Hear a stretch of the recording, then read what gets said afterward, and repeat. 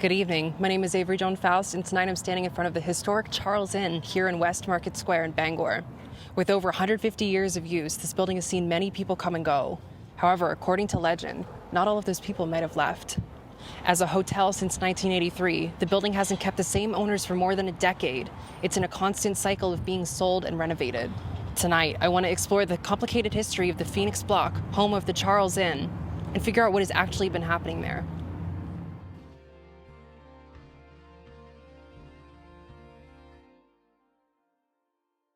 To understand the stories and legends of the Charles Inn today, I wanted to understand its complete history first, back to the very beginning. The Phoenix Block, known today as the Charles Inn, is a commercial building located at 20 Broad Street in downtown Bangor. Its unique arched roof and bordered windows make it stand out from the other neighboring buildings in West Market Square. According to the Bangor Historical Register and the Main Encyclopedia, West Market Square, originally known as Market Square, was the first open-area marketplace in Bangor. As far back as 1834, at the incorporation of the city, the corner of Main and Broad Streets was listed in the city directory as Market Square. West Market Square remained the central focus of all business activities through most of the 19th and 20th centuries. The occupants of its buildings read like a who's who of Bangor's leading and most prosperous citizens. It was the location of doctors, attorneys, dentists, druggists, bookkeepers, booksellers, grocers, confectioners, jewelers, and merchants of all kinds. At one point during the latter part of the 1800s, West Market Square was the location of at least 4 banks. The Phoenix Block itself has the date 1873 carved in brick under its arched roof. However, some sources claim that it was instead constructed as early as 1869. Despite the original building becoming partially destroyed in a fire that originated within itself that same year. This 1869 Broad Street fire claimed 10 commercial brick buildings in the area, so the rebuilt building was named Phoenix due to it rising from the ashes. Early records of the building are hard to trace, but it is clear that the Phoenix Block was originally constructed to house banking activities, complete with vaults, as well as insurance brokers and other small business operations. Around 1881, the building became home to the growing T.R. Savage Company, led by its namesake, Thomas R. Savage, who was a local grocer and businessman. Thus, Phoenix Block became known as the T.R. Savage Building.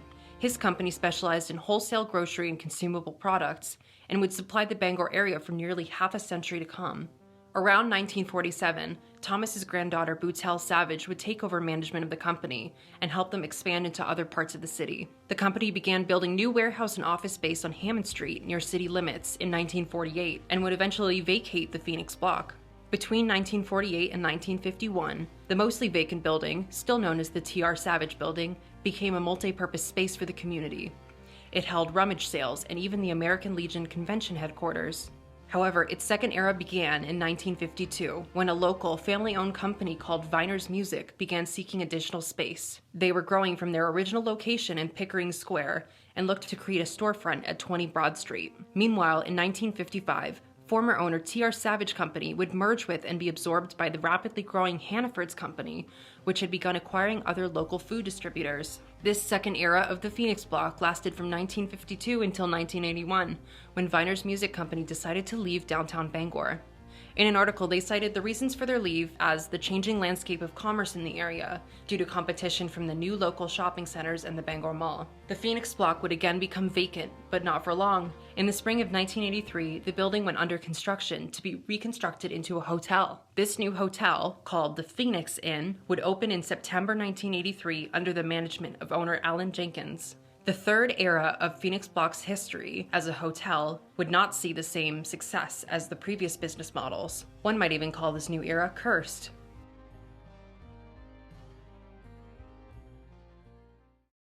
Barely a decade after opening, Alan Jenkins sold the inn to Connecticut couple Paul Johnson and Tekla Bragg Johnson in 1994. Johnson and Bragg renovated the building and reopened in January 1995, keeping the name Phoenix Inn. However, the hotel's curse would return, as the couple was taken to court in 2002 by Bangor Savings Bank, which settled in foreclosure in May 2003. In June of 2003, the building was purchased by another eager entrepreneurial couple. Charles and Judy Burrell from Massachusetts became the new owners, and changed the name of the building to its present Charles Inn. However, not even a year later, the Burrells sold the building in 2004, saying that the inn was too much work. The next owners would be South Korean investors who endeavored to bring international travel and attention to the business. However, the business was again sold in 2005 to Connie Boyven. Connie Boyven ran the Charles Inn for 10 years before selling it to Leanne and Alan Huey in 2015. During the handover, the Travel Channel's Hotel Impossible crew filmed an episode renovating one of the rooms while highlighting the management issues of the previous owner. Full of ideas, the Hueys filled the inn with the flair of local history.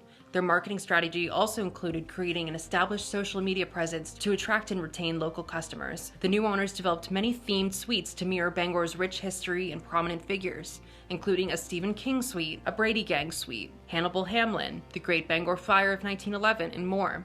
Things seemed to be going well for the new owners. However, they began to struggle with forces affecting the business that weren't necessarily economic, rather paranormal.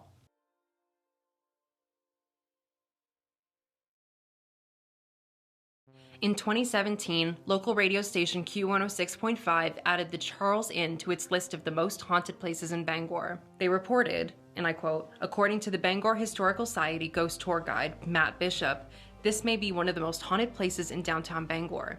As Bangor's only downtown hotel, it is and has been a busy spot throughout its past.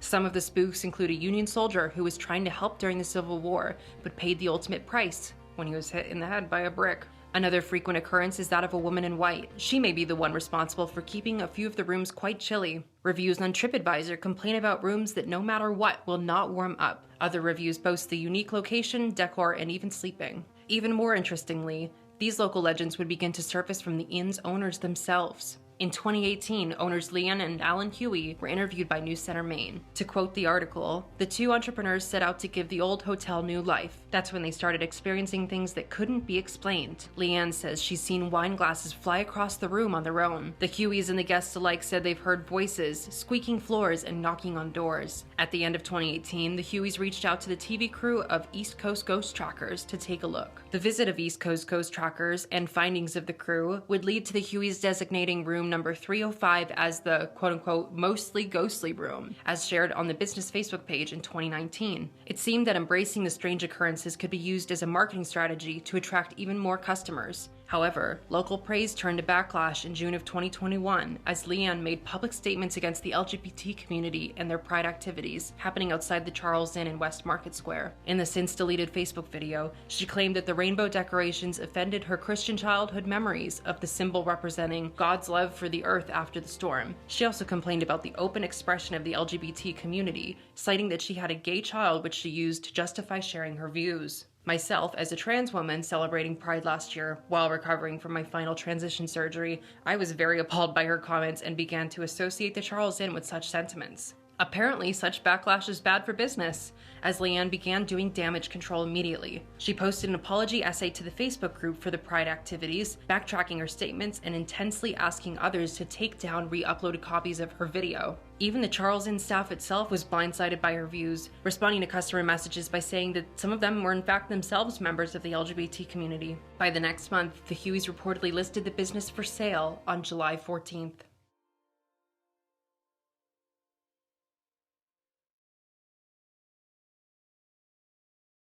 The historic inn changed ownership again last year when it was purchased by Florida developers Francisco Arango, Leah Lawyer, Patrick Trular, and Gabriella Trular through their Orlando-based company. Currently, the inn is closed due to ongoing renovations. However, a Facebook post from the new owners claims that the hotel is slated to reopen in 2023. Have you stayed there? If so, what were your experiences? If you haven't, do you plan on staying here in the future? I know I do. That's all for tonight. My name is Avery Joan Faust, and this has been Local Legends. Stay tuned for next Monday night when I take you to the mysterious Old Town Bunker.